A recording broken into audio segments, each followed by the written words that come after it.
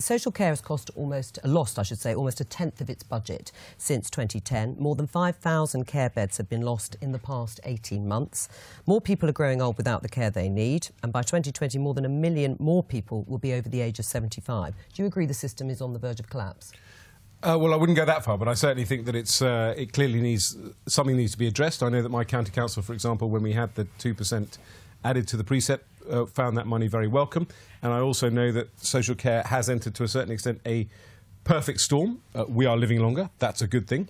Yeah. We've known that for quite a long time. We are introducing the national living wage. That is a good thing, but that is putting pressure on costs. Well, it's and obviously, doubling in some cases the wages of people local authority working budgets have reduced significantly, and local authorities are by far the largest supplier. That is the fault of, obviously, the last Labour government that destroyed the British economy. I mean, come on, if you're going to start playing the play... I'm trying to comment on what the situation is at the moment. And if you're saying that, yes, it's partly to do with the reduction in local authority budgets, clearly the fact we're having a debate about allowing councils to increase the precept for social care is a recognition that council budgets are under pressure. But it clearly isn't enough. So why wasn't something done about it in the autumn statement? Well, I'm not a member of the government, so even if I was, I wouldn't be... Should it have been? Should he have addressed it? I think something needs to be addressed, clearly. Right, so let's see what comes up in terms of giving councils the flexibility they need to finance. But actually, Jess Phillips, Labour also feel that it's a bit much to dump it on council taxpayers. Well, it's ridiculous to dump it on council taxpayers, especially if you come from a large authority like Birmingham. But where would you get the money from, then? Well, the government should increase the grants that they give to, especially... councils like the one that I'm from, completely different than the one that Ed pulls his resources from, cannot raise the same amount of money from council tax as my authority relies heavily on government grants. Already, Buckinghamshire will get £600 a week for care homes for their elderly people, whereas in Birmingham it's £400.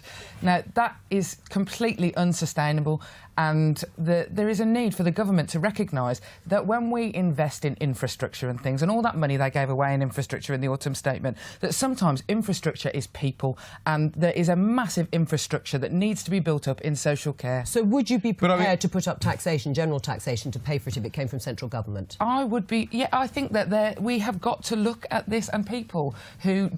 Or every week, as a constituency MP, you will get letters saying, I don't want to sell my house so that I can look after my mum, I don't want to sell her house. People have got to recognise that this is going to cost, and if it's going to cost, people need to pay for it. However, the government invested billions in infrastructure, in shovel-ready projects in the autumn statement. Why on earth didn't they invest in some of the infrastructure like childcare, like social care? So, in your view, just to make it clear, is that you would be prepared to back a call for increasing income tax or some sort of central taxation to fund social care? Yeah.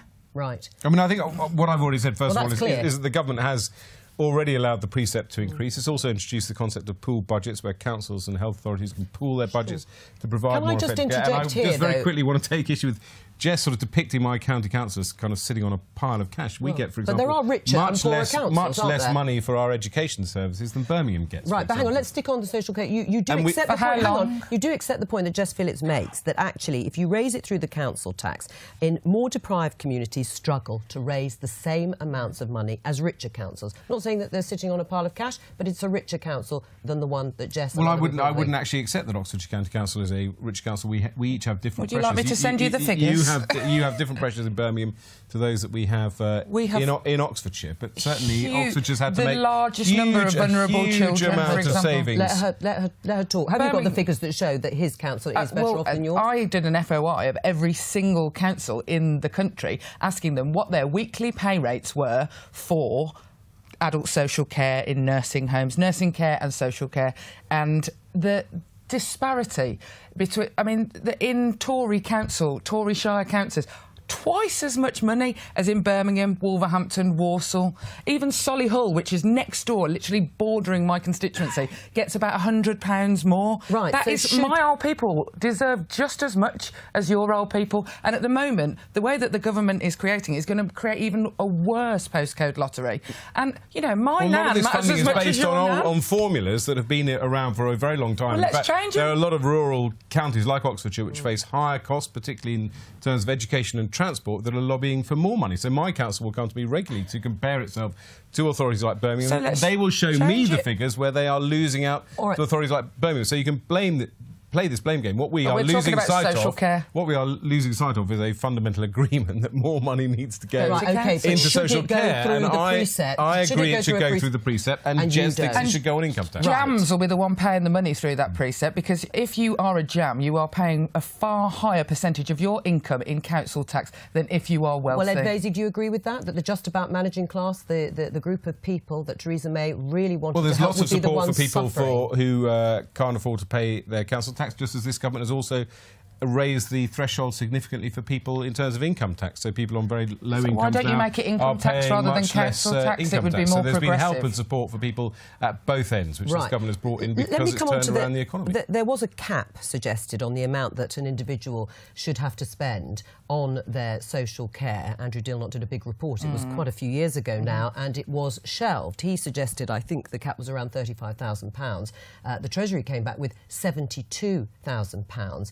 In the end, it hasn't happened. I think it was due to happen around now. Do you think there should be a cap, and what level should it be? Well, I mean, I pick up what Jess said earlier. People don't want to be in a position where they're going into care when they're having to effectively sell their one asset, which is their house. People, you know, quite rightly regard that as an asset they've built up for themselves and for their families. So I certainly think the government should consider a cap. What level you're going to ask me, 35,000 or 70,000? I mean, there's a big difference, though, isn't it? That is something that is, again, needs to have a discussion. I'm not going to say on this programme what I think off the top of my head should be you think 72 is the too right high? Cap, and I'm not going to say whether 72 is too high or too low. 10 years ago we proposed a system of social insurance where people could take out insurance supported by the government to cover their care costs, and again that's another element that we need to really consider as well.